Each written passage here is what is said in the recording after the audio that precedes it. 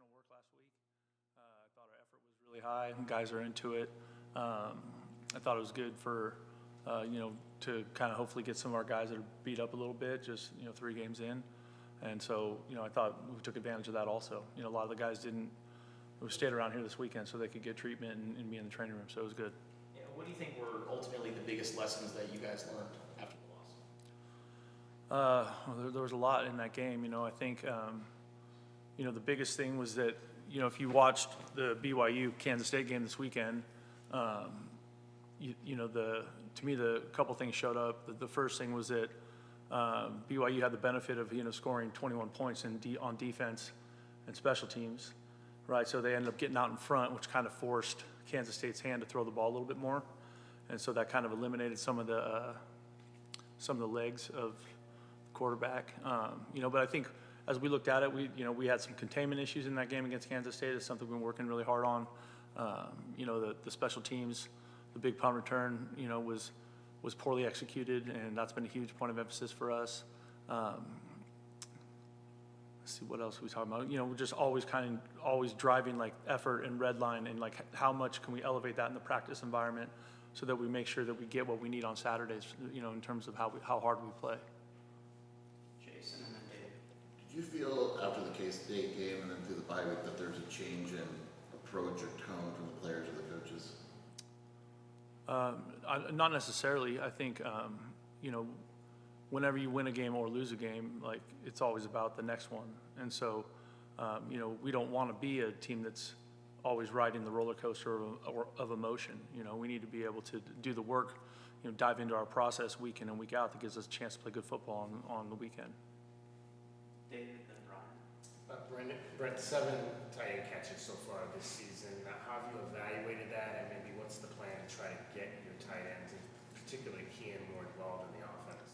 Yeah, absolutely. We want Kean and Sam and all those guys to be more involved, and I think that's one of those deals where every game is a different game, and depending on how you're playing or who you're playing, sometimes those opportunities present themselves more than others. But in our previous life, we've always been a heavy tight end pass game football team, and so we definitely want to get those guys more involved. Do you think there are opportunities there that Noah is not seeing right now?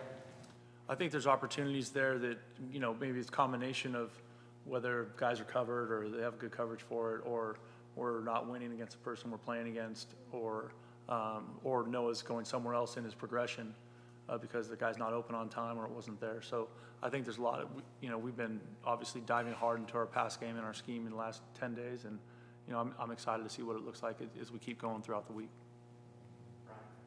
Did you use this bye week in any way to maybe reevaluate the starting positions or rotations where you might see some different people in different spots?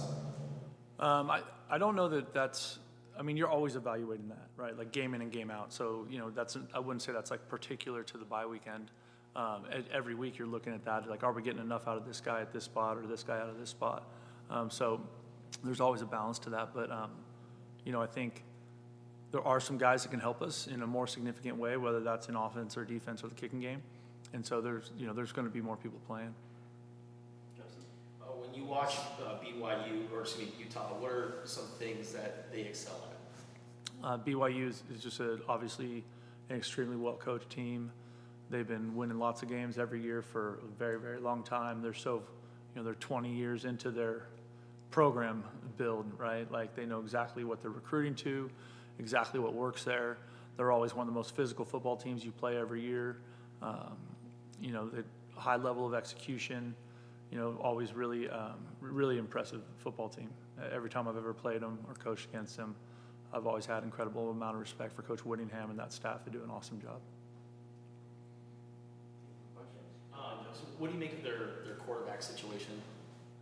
It is what it is. I'm assuming the other guy's going to be back for us, but if he's not, it looked like, Wilson played pretty good. So they just went on the road and beat a top 20 team. So even without Cam, they're obviously playing good football. Ryan? Is there any advantage to having had this time off compared to facing a team that just had to play a tough road game, maybe in the sun and all that, or is just not enough? doesn't really matter that they just played? I think that's a good question. I don't know. I don't know if there's a, sometimes you get a big boost because you go and get that big time win on the road also. So sometimes there's benefit to that. Sometimes there's benefit to the downtime. It just depends. Team to team is different. And I don't think when it's happening in real time. I think you look back and say, oh, that was good for us. I don't know that like when you're in the middle of it, you're like, oh, we need this right now. How were your results, if you can recall, post-bye weeks when you were at your previous job? Oh, I have no idea. I'm sorry.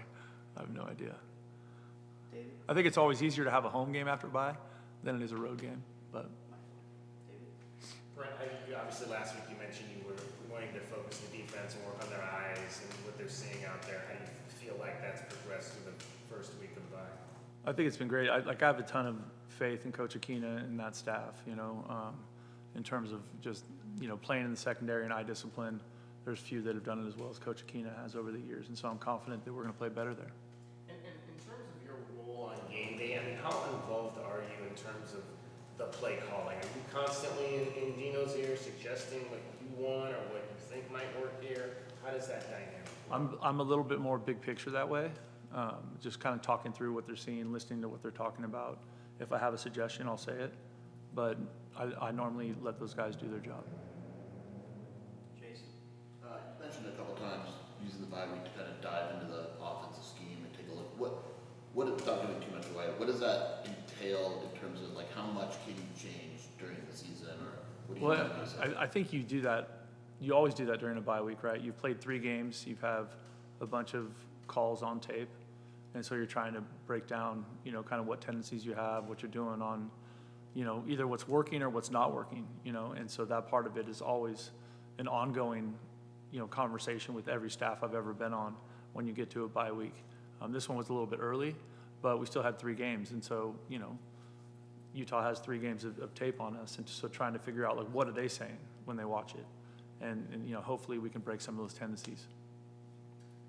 What are you expecting just in terms of crowd noise and atmosphere in Salt Lake City, and how was it dealing with the crowd noise with the helmet communication in Kansas? The helmet communication was great at Kansas State. I think that's been a good thing.